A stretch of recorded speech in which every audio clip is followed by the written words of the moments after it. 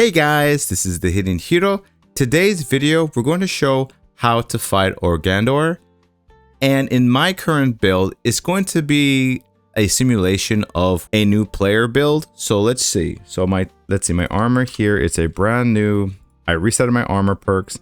In this case, I'm not going to choose any effect just to add more difficulty to this challenge. That's just me. The only thing that I'm going to be using is just these whole bunch of fishes, and I'll be using this staff. Now, before we even get into fighting Ogandor, we have to first figure out how do you even fight him. So to actually fight him, first you need a requirement of 500 Waygate orbs first. And you get those by doing adventures, other game modes, etc, etc. And when you start the expedition, you're given a Titan Forge token. Now, we're going to go where you can find this NPC to turn this in. So the NPC we want to talk to is this woman here, Callista Forgeheart, which I love her design, by the way. She looks very pretty and very interesting. But the idea is this. You're going to end up picking a weapon of choice, either a sword, a bow, longbow, or a staff. Now it's up to you because you're only able to choose one of these weapons because you're only allowed one, and you unlock another Titan Forge once you've beaten the Ogandor 3 times. So for this mode, I'm going to just showcase the staff. Let's get right into it right now. So this is how you start the fight with Ogandor. He comes swinging at you with this long projectile attack, and that's generally the idea what he'll do from afar. So his main melee attack is really close range, and every time he swipes, he swings with a very slow swing, but I'm pretty sure it's very powerful if you get hit. So you don't want to get hit by that. So this thing that I'm doing is we are terming it hugging. Basically, you want to get close to the enemy and just keep patting them on the back. Well, in my case, I'm patting them. And you want to make sure you keep doing enough damage to them, and be prepared because at a certain percent, like below 70-ish percent, you get frostmarked. Now there's a countdown. What happens is once that countdown activates, it's going to cause chill, but it doesn't happen instantly. It took some time for it to activate. So then from there, he's going to leap upon you again. And you want to watch out for this close range attack, which is a giant hitbox. And he summons pillars, and that clap, be very careful with that clap because it will cause instant stun, and it's not fun when that happens. There, I was able to dodge his pillar attack.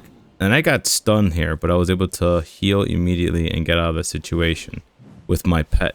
So you want to expect certain situations where you're going to have to cleanse because you will get stunned at some point. So that's generally what you want to make sure you pay attention to the whole time. So he has a pattern, which is long range. He spams projectiles like so.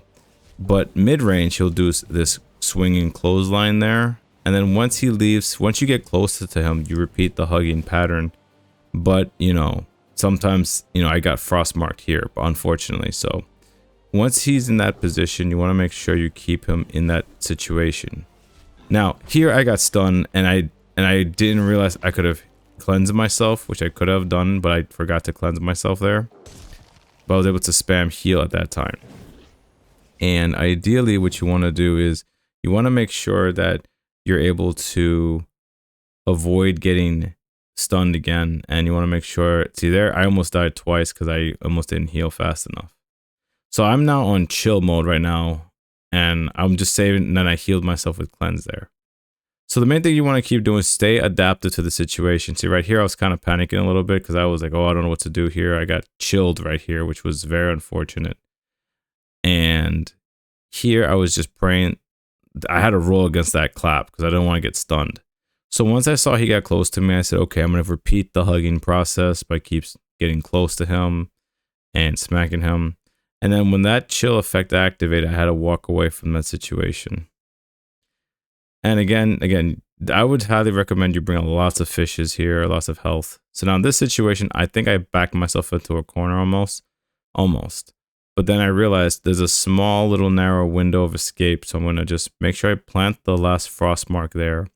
Watch out for the ice crystals there. Watch out for the dash, those pillars. And then that clap, I was expecting to get stunned. That's why I figured, you know what, it's okay. I can cleanse and I'll be fine. And from there, I kind of wrap up his last remaining HP here with a nice medium attack, minor attack, and he's dead. And that's basically how you beat Ogandor. And there you have it. So as you see, this fight was a bit intense. I had to stay hyper focused the whole time. I didn't seem nervous, but I was actually very nervous. But overall, this fight was very intense. A new player can do this. Granted, they have to have a lot of heals to do it, but it's doable once you've understood the pattern and understand that situations can get a bit crazy. So do expect to have mishaps happen though. And you may die though, just so you know, you may die, but just know that you will eventually learn and you'll be able to get the pattern. That's the video, guys. I hope you enjoyed it. If you're new here, be sure to hit that like and subscribe and hit that bell icon too for more Lost Relic news, events, and the weekly loot. And never forget to follow your arrow. Take care.